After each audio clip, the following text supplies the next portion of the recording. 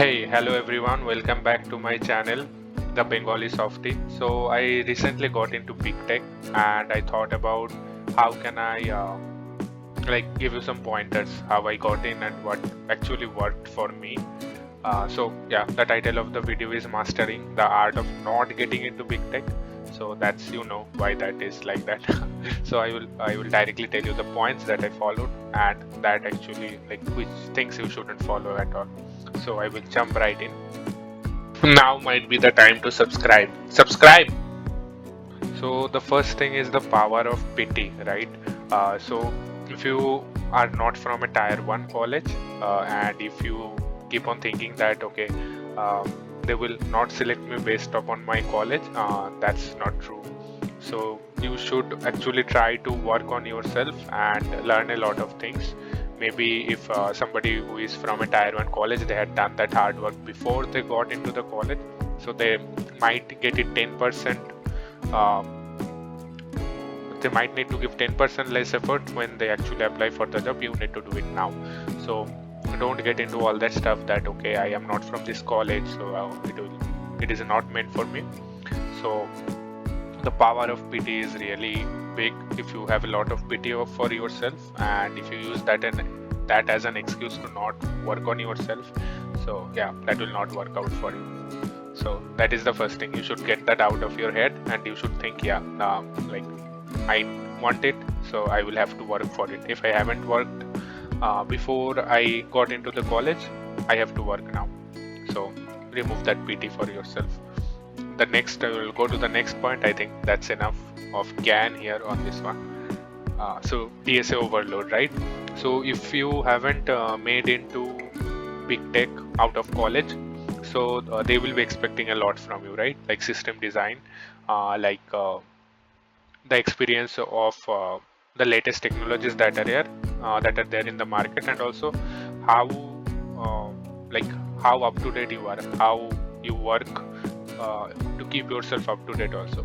So DSA is important, but it is not the only thing they will be expecting, right?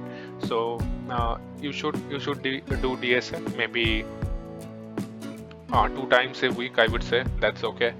I did that. And you don't need to solve all the problems on lead code, nobody can, right? So you have to follow a pattern and go by pattern, like just like you do maths, right? When you get a problem in maths, you understand the formula and you plug the values in the formula, right? So you have to do it like that. So don't overload yourself with DSA. That's not the only thing they are looking for. And going forward in the age of AI, who knows how long DSA will be there, right? So yeah, so don't overload yourself with DSA. Enjoy coding and enjoy all the new tech that is coming in. That if you enjoy those, you should be good. You should be getting into one of the product based companies, right? So yeah, that's the second thing. I will move on to the next topic. So the next topic is template warriors, right? So you will see a lot of templates floating around, right? In Instagram, in YouTube, people will share you templates for resumes, template for cover letter. So please don't use that. Maybe you can use the font that they are using, or maybe you can use and see how they are wording their resumes, right? Don't just copy paste that. Don't use those templates as it is. You should showcase your experience and what you did. And obviously, to write a resume, you need actual work. You shouldn't if you have only been part of smaller projects where you didn't had a lot of responsibility, where you didn't deliver impact, it will be pretty hard for you to write a resume like that. So yeah, don't use those templates blindly. Use the font, use the format, maybe write your own resumes and like have a bit of personal touch to it. So yeah, that's it. The next thing is the job search filters that you would see everyone sharing on Instagram, right? That you go to this site, you type and this, that, you look for referrals from this person, that person, this all things, right? So much work that you have to do apart from actually learning about tech, right? So yeah, this thing, honestly, I didn't had a great experience with any of this, right? They never worked for me.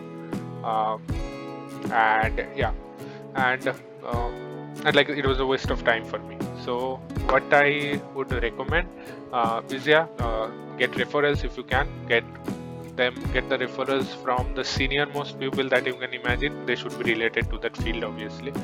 And also, don't lose hope. Keep applying on the careers portal. Like if you I think like if you get referred once or twice, there might be a ELO system in the portal or something, I don't know. So that will help you get shortlisted. So don't lose hope, keep applying. So yeah, these things never worked for me. Let me know if any of this worked for anyone else in the comments, right? Yeah. So the next point, that is, I think this is the most important thing. If you are coming from a service-based company or some company that has not been a product company, many of you would have the imposter syndrome, right? Like you don't belong to the place, you will feel like that, right? So I think that is the first thing you need to remove from your head, because you interview is about like convincing others, right, that you deserve that place. If you haven't worked as much, if you haven't delivered impact in your previous projects as much, then surely you will be not having that kind of confidence, and then it's a different story. But some people who had delivered great impact, still they might feel that I am not cut for that position, right? So firstly, you have to believe that you deserve that place. Then only you can believe 5-6 other people from that company that you deserve that place, right? That's, I think, been a game changer mantra for me. So yeah, so remove that imposter syndrome from your head. You belong to that place, and yeah, you shouldn't feel you are out of the place, right? So yeah, be comfortable, have fun with tech. This is the last thing, and I think this is another important thing that you should, if you like, if you are committing to something, right, you shouldn't be like changing your commitment when they ask you the next time, right? This shows that you are inexperienced, and this shows that you might not be able to handle pressure. So if you are maybe in a discussion, right, about some design decisions, maybe an HLD LLD round, right, if you have told a, like, if you have told a solution, you've given them a solution, right, and they are poking holes in it, yes, you should take their suggestions, and you should work on the suggestions if you feel that. But if you feel like that, okay, no, my solution was better, even though it is lacking some points, but when I move to the other solution that the interviewer is suggesting, that will have some other rules. So you should be like upright about it, right? You should tell them that my solution is better, and I have used this in the past, this has been my experience. So by moving to the next solution, the pointers that you want to solve, those we had rarely encountered in my previous projects, in my experience. So you should have that kind of backbone, and you should not be a shape-shifting candidate, as it says in this slide, right? So yeah, that's about it. I think there's one more thing I wanted to mention. This will also help you during your negotiation phase with any of the companies, right? If you are shape-shifting, they will smell it. So yeah, so be careful, and let me know if I missed something, if any of you need any more pointers. Yeah, like, share and subscribe maybe if you enjoyed the content, if you enjoyed the voiceover of it, I would say, because it's not much of a content you are looking at, right? So yeah, peace out. Thank you. One more thing I wanted to mention in this video is that interviewing is really a art. So you shouldn't feel bad if you fail in an interview. You should take those questions, you should try looking them up, and come up with a way that you could have answered the best given with your knowledge, right? And read about it. So don't get disheartened if you if you feel like you couldn't give 100% in your interview, learn from it. And give interviews in other companies, right? There are like a lot of interviews you will get, right? So yeah, so don't feel disheartened, learn from them, move on, right? Don't get into that